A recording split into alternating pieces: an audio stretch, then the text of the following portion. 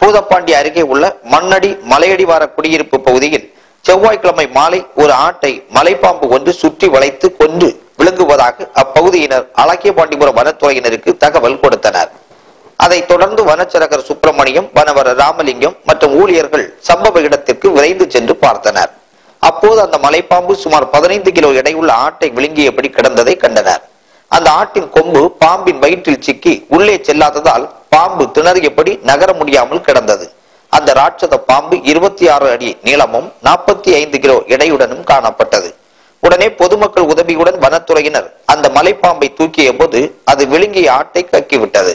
இதன் பின்னர் அந்த மலைப்பாம்பை வனத்துறையினர் மீட்டு மாராமலையில் அடர்ந்த காட்டுப்பகுதியில் விட்டனர்.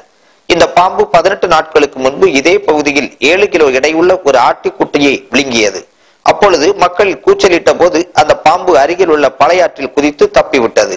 தற்போது அந்த பாம்பு பெரிய ஆட்டை விழுங்க முயன்ற போது அது நகர முடியாமல் சிக்கி மாட்டிக்கொண்டது குறிப்பிடத்தக்கது.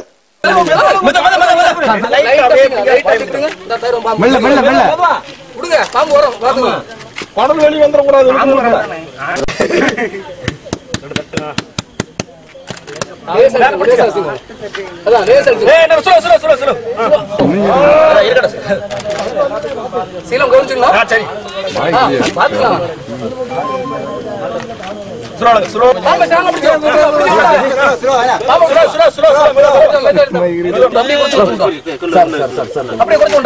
கொம்பு இருக்குதா?